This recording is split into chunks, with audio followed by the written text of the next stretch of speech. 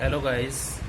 अब हम लोग नंबर सिस्टम नंबर सिस्टम में यूनिट डिजिट पढ़ रहे थे उसको अपन कंटिन्यू करते हैं। तो हम लोग ने जैसे कि अभी तक जो हमारा डिजिट था 0 से लेकर 9 तक का 10 डिजिट हो रहे थे, उसमें से हम लोगों ने 0, 1, 5, 6, 4 और 9 ये सब के बारे में यूनिट डिजिट कैसे फाइंड करते हैं वो देख लिया है। अब हम लोग को 7 और 3 का और 2 और 8 का यूनिट डिजिट के बारे में देखना है। तो 7 और 3 का जो यूनिट डिजिट है वो एकदम आसान है। आप लोग को अगर किसी भी वर्ड का यूनिट डिजिट चाहिए तो आप लोग को ये पता होना चाहिए कि जैसे कि हमारे यूनिट डिजिट में 33 के पावर में 100 है, तो हम लोग के पावर में जो भी है उसको हम लोग को किससे डिवाइड करना है? 4 से। अगर वो 4 से कम्प्लीटली डिवाइड हो जाता है तो ये सबको हम देखते हैं। चलो पहले अगर हम लोग को किसी भी चीज़ को डिवाइड करना है, किसी भी पावर को अगर डिवाइड करना है, लाइक हम लोग का अगर मान लो चलो 100 के पावर में अगर लास्ट डिजिट अगर हम लोग 3 लेके चलते हैं, अगर 100 के पावर में हमारा 3 है तो हम लोग को 4 से डिवाइड करने की ज़रूरत है क्या? नहीं, हम लोग को 4 से डिवाइड करने की ज़रूरत नहीं है।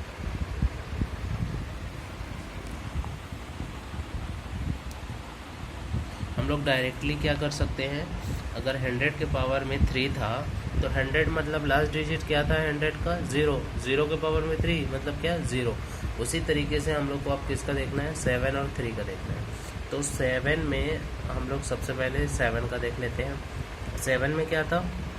अगर 7 के पावर में 1 है तो वो 7 होगा। अगर 7 के पावर में 2 है तो 7 7 जा 49 होता है, तो ये 9 हो गया। अब 7 के पावर में 3 देखना है तो आप लोग को 7 के पावर में 3 मतलब 7 इंटू 7 इंटू 7 नहीं करना है, 7 इंटू 7 करेंगे तो आप लोग को कितना आ जाएगा यूनिट डिजिट में? 9। फिर 9 के इंटू में 7 कर लीजिए आप, तो उसमें क्या आ जाएगा? 9 7 जा 63। तो यहाँ पास क्या आ गया? 3 आ गया। अब उसको हम लोग को 7 के पावर में 4 देखना है तो 63 में क्या आया? 3 आया। अब 3 7 जा कितना आया? 21। तो यहाँ पास क्या आएगा? लास्ट डिजिट यूनिट डिजिट जो हमारा रहेगा वो क्या रहेगा? 1। तो जैसे कि हम लोग को 7 के पावर में किसी भी अगर कितना भी बड़ा पावर है उसको अपन 4 से डिवाइड करते हैं और जो रिमाइंडर बचता है उसी को हम लोग क्या बोलते हैं? वही हमारा ये 1 2 3 4 पावर होता है। तो हम लोगों ने सबसे हाईएस्ट पावर मतलब कोई सा भी पावर है उसको किससे डिवाइड किया? सबसे ज़्यादा नंबर कौन सा था? 4। तो हम लोग को 4 में अगर डिवाइड हो जाता है, 4 से डिवाइड करेंगे तो अगर कम्प्लीटली डिवाइड हो जाएगा तो 1 आएगा उसका आंसर यूनिट डिजिट। अगर 3 अगर उसके पावर में 3 है तो 3 है तो उसके पावर में 3 है तो यूनिट डिजिट 3 होगा। अगर उसके पावर में 2 है अगर उसका रिमाइंडर 2 आता है तो फिर यूनिट डिजिट 9 होगा। अगर रिमाइंडर 1 आता है तो 7 होगा। उसी प्रकार 3 का भी देख लीजिए आप। 3 का क्या होगा? अगर 3 के पावर में 1 आता है तो 3 होगा। अगर 3 के पावर में रिमाइंडर 2 आता है तो 9 होगा। अगर 3 के पावर में 3 रिमाइंडर आता है तो 7 होगा। 3 के पावर में 4 रिमाइंडर आता है तो 1 होगा। अब हम लोग चलते हैं 2 और 8 के लिए। 2 और 8 में क्या है? हम लोग को 2 और 8 का देखना है। तो 2 और 8 भी एकदम आसान है, 7 और 3 की तरह है। आप लोग को 0 1 5 6 4 9 में कोई प्रॉब्लम नहीं होगी। 2 और 3 में भी कोई प्रॉब्लम नहीं होना चाहिए।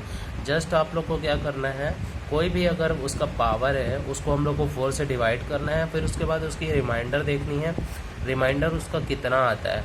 अगर उसका रिमाइंडर 1 आया, 2 आया, 3 आया, 4 आया तो आप सिंपली काउंट कर सकते हो।